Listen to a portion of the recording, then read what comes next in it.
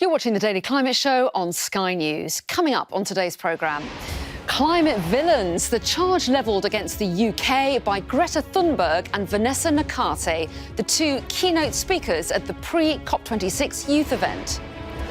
Warnings of illegal deforestation in protected areas of the Amazon reach record levels. We investigate who's behind it.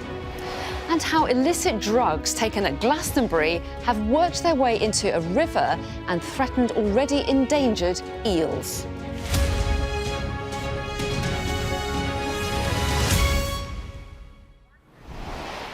Hello and welcome to the UK's only daily climate news show, where we track the changes happening to our world right now and challenge those coming up with the solutions.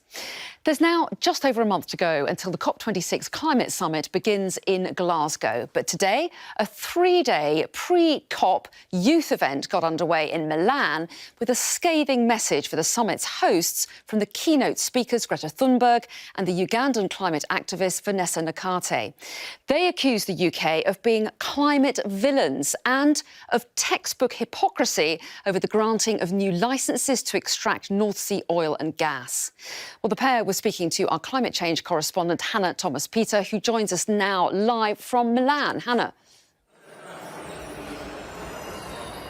Anna, the youth movement to tackle the climate crisis is ambitious. It has high ideals and it is judgmental. And so dozens, hundreds of activists have gathered here in Milan at this youth COP event to deliver the message to world leaders that their best just simply isn't good enough. Climate change activist Greta Thunberg arriving at Youth COP, a UN climate change meeting in Milan. A slightly reluctant celebrity, although comfortable enough to give a defiant and dismissive speech about the failure of politicians to tackle global warming.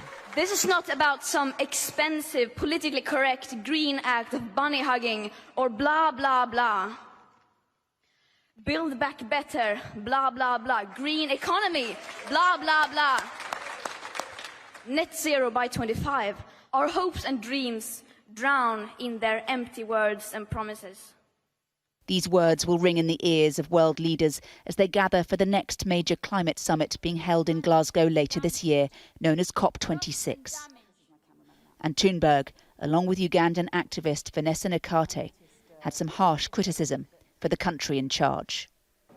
The UK is very good at creative carbon accounting, excluding emissions and etc., which in some senses make them look like climate leaders. So it's very easy for them to make it seem like they are taking leadership. And I find it very strange that they are the ones who we are supposed to look up to now.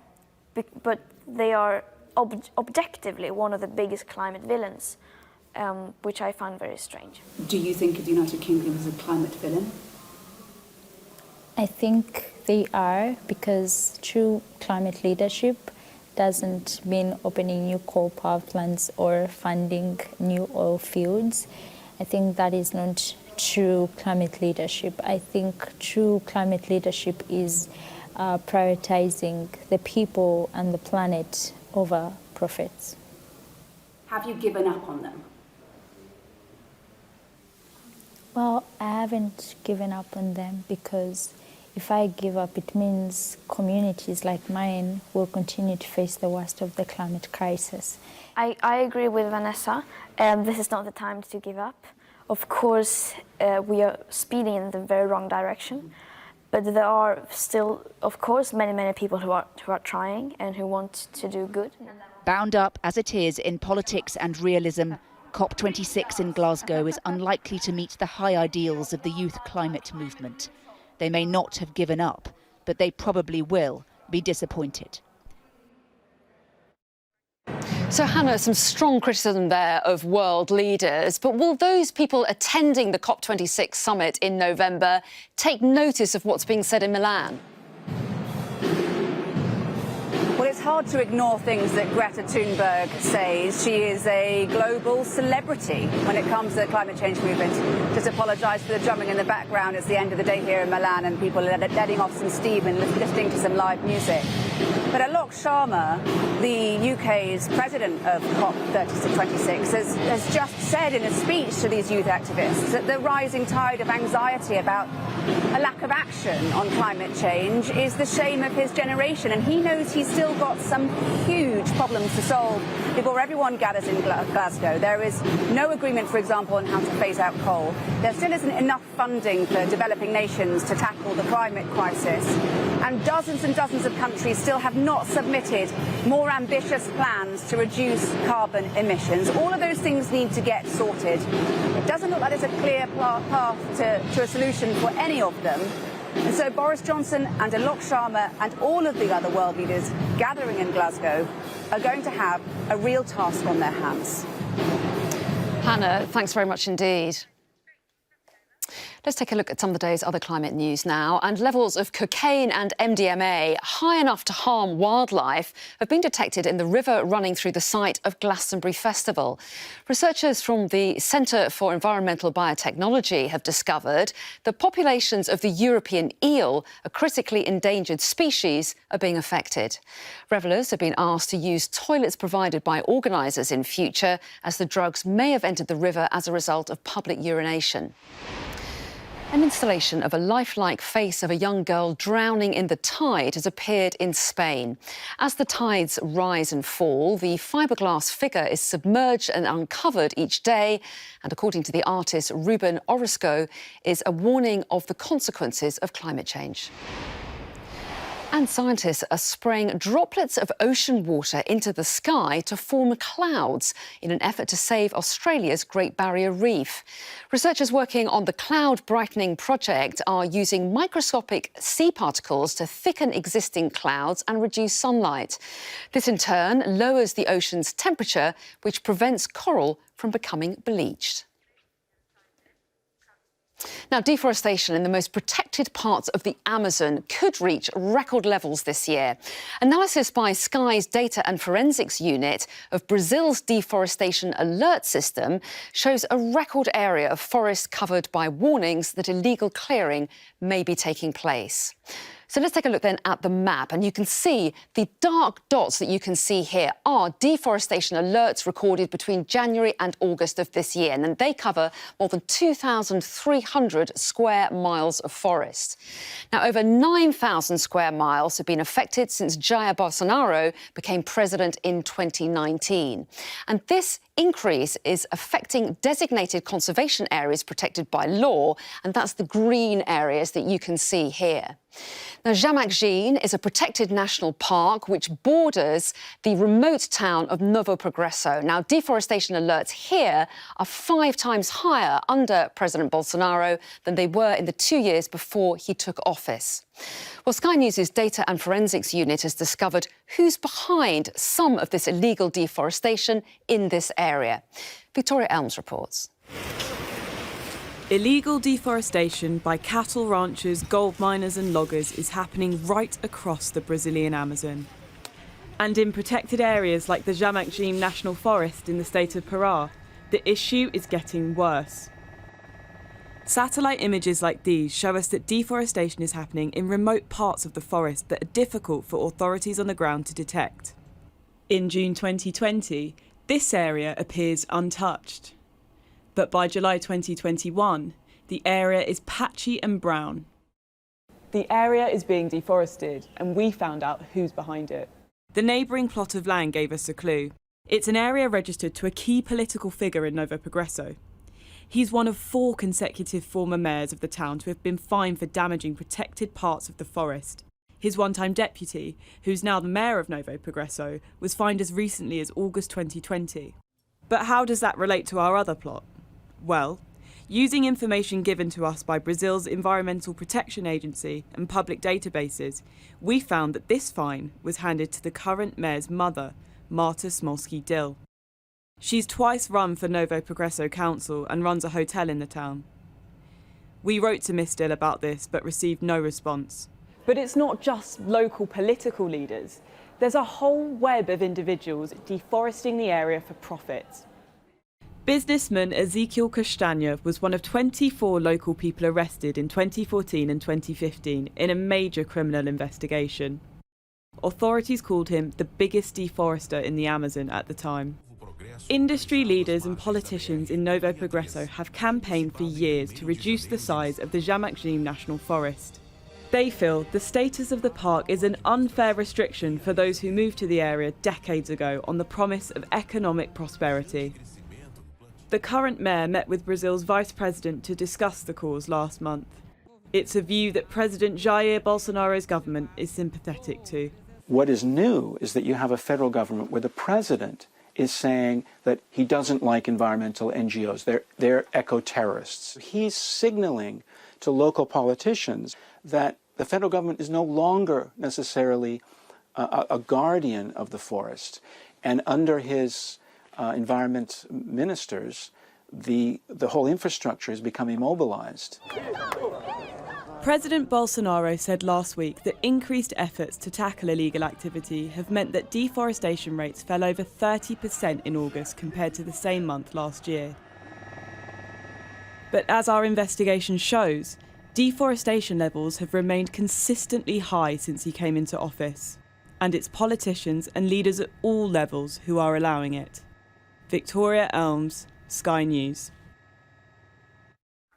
And you can hear from one of our data and forensics journalists about how this exclusive report came together in this week's episode of Sky News Climate Cast. And we also discuss why the Amazon is so precious and a vital tool in the fight against climate change. And that's available now wherever you normally get your podcasts from.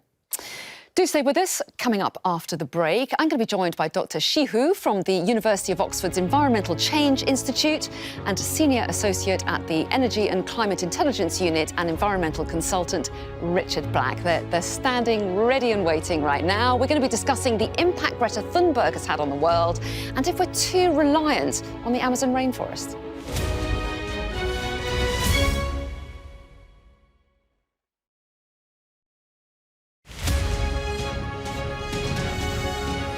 Everyone will be taking a lateral flow test, and we will be checking that at registration when they pick their running number.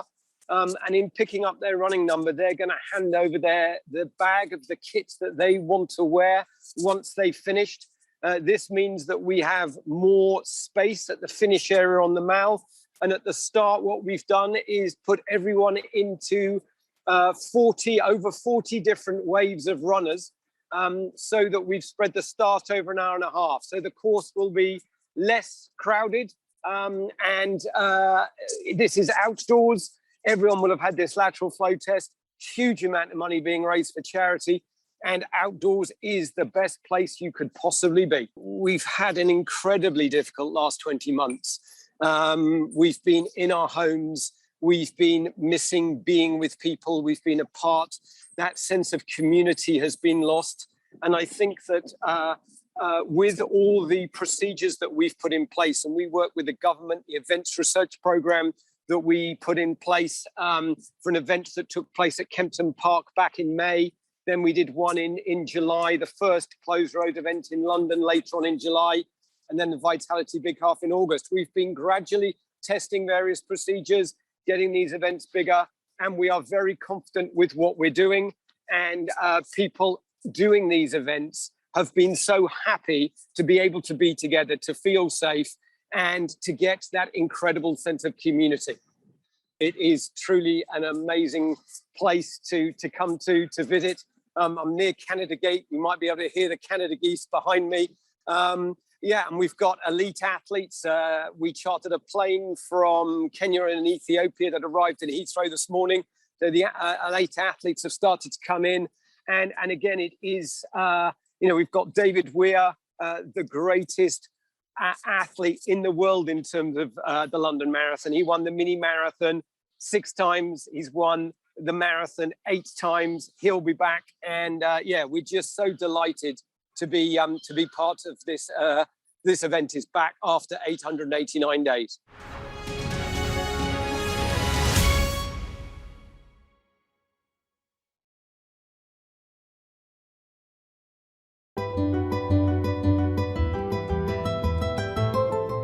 We don't understand that every lake or a pond is a habitat in itself, which houses frogs, snakes, crabs, turtles, birds, so many different life forms. human beings directly depend on underground water source. So a lake or a pond is necessary to replenish these groundwater resources.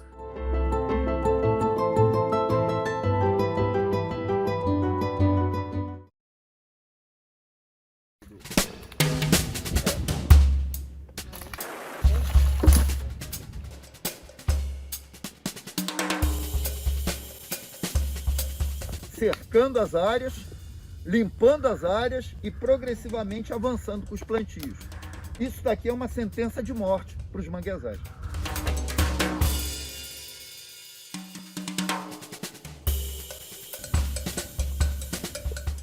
Did you know if more of us walked, rode bikes and scooted to school, we would make a big difference to the air pollution around our school? Yeah, like us.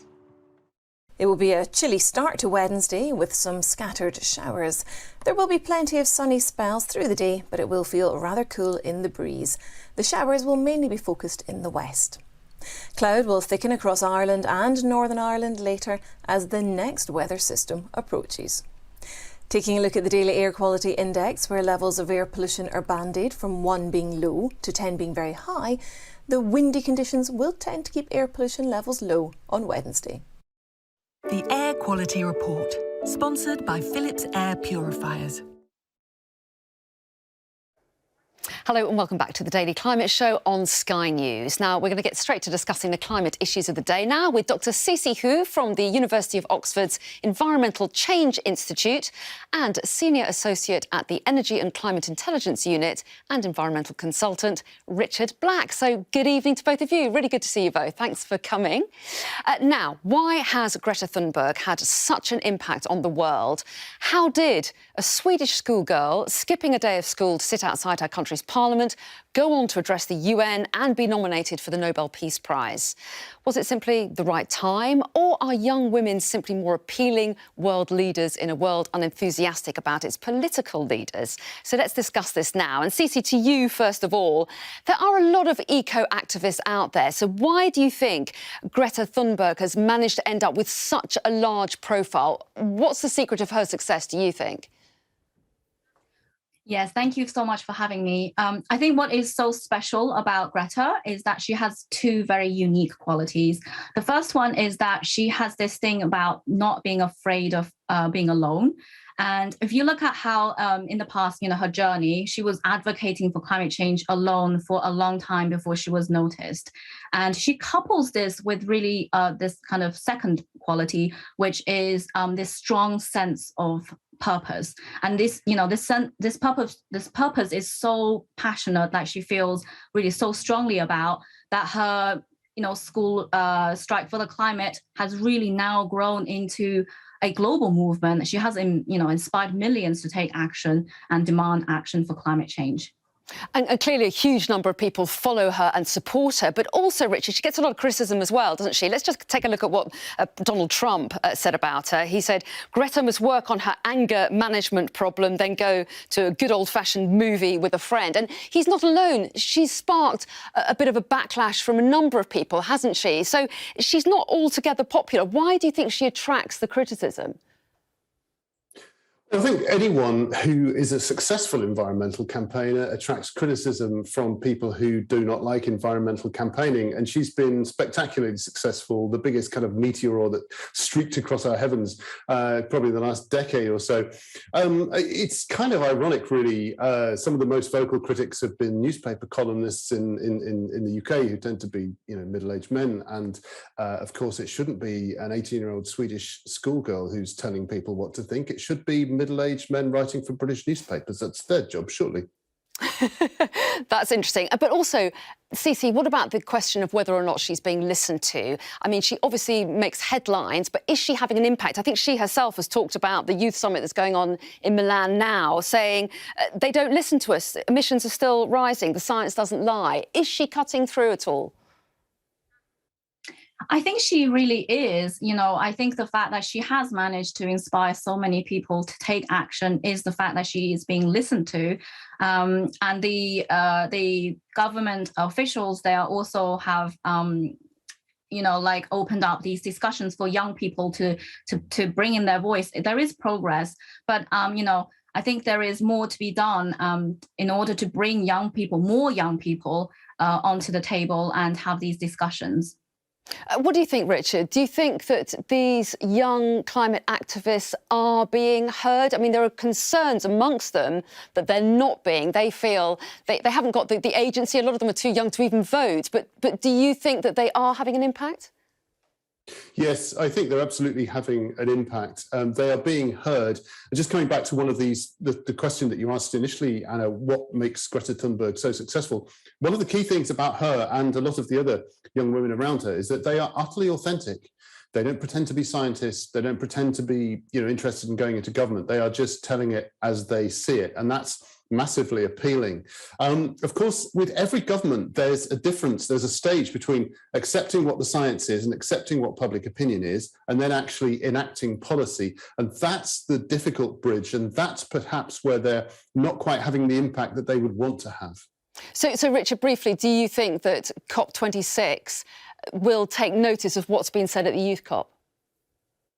Yes, I think it will take note of it. Whether actually any of the, because in the end, the decisions are made by individual governments. So the decision's not made by the UN or some sort of amorphous body like that. So whether enough individual governments take note of this, and of course all the other warnings that are coming from science, and change what they're doing, that is really the big question. Cece, very briefly, do you agree with that? Yes, I do. Well, that was very brief, but we may as well leave that there and move on to the next subject, seeing as you're in agreement. And the Amazon rainforest is often referred to as the lungs of the planet. It's a huge carbon sink, of course, which means that it absorbs more carbon dioxide than it emits, so helping keep the global temperature rise down. But as we've heard, the Amazon is being destroyed at ever-increasing rates, leading to reports that it's close to a tipping point, i.e. emitting more carbon than it absorbs. So, are we too reliant on the Amazon? So let's put this question to you, Richard. And we're used to hearing of the Amazon rainforest as the world's most important carbon sink. So how worrying do you find these reports of record illegal deforestation? What will happen to climate change if we do see the Amazon starting to emit more carbon dioxide than it absorbs? I think it is very worrying. I mean, the three great rainforests of the world, the Amazon, the Congo, and in Indonesia, Borneo, and so on, have absorbed about a quarter of the carbon that we've put into the atmosphere. But we know that that is weakening. It declined by something like a third over the 30 years from 1990. There was a report out earlier this year showing that in a part of the Amazon has changed from being a net carbon absorber to a net carbon emitter. And there's a lot of science around over the last 10 years showing that you could get to a state where the Amazon basically goes from being a forest to being a savanna. So anything that increases the risks of that happening, I think ought to be taken very seriously. And one thing that I picked up from your report that is absolutely true is that this is not an accident, that this is happening under Jair Bolsonaro. His philosophy is that environmentalists, that indigenous people who oppose this kind of development are somehow anti-Brazil. It's anti-Brazil's economic development. And it's no surprise. I did a little piece of analysis a couple of years ago, and we saw lots of forest fires breaking out in the summer, and you were seeing a much bigger increase in forest fires in provinces that were governed by Bolsonaro allies than in other provinces. And Cece, do we rely too much on the Amazon as a carbon sink? Are there alternatives out there? Are there other parts of the world where trees can be planted and we can stop worrying so much about the Amazon? Yeah, the Amazon is really, really important. So, we must do everything possible to protect it. But you are right. I think, there are things that we can actually do. And one thing is by planting tree. And a study has actually shown that if we grow 1 million trees, we have the potential to keep global temperature rises to be below 1.5 degrees. And so this really, is very hopeful in a way. So I have very good news, actually. So the Earth is now actually greener than 20 years ago. And that's largely because we have grown a lot more trees. And India and China have actually grown enough trees to an area which is the equivalent of the Amazon forest. So I think this is really strong evidence to show that we as human beings, we are capable of change. We can change. We can do stuff together if we want to. Okay. And I'm just hopeful that we'll do stuff together to solve the climate crisis. It's always good to end on the word hopeful. We will leave it there. Dr. Cece Hu, Richard Black, always good to see you both. Thanks very much indeed. Do stay with us. Coming up next, we've got the great debate. Stay tuned.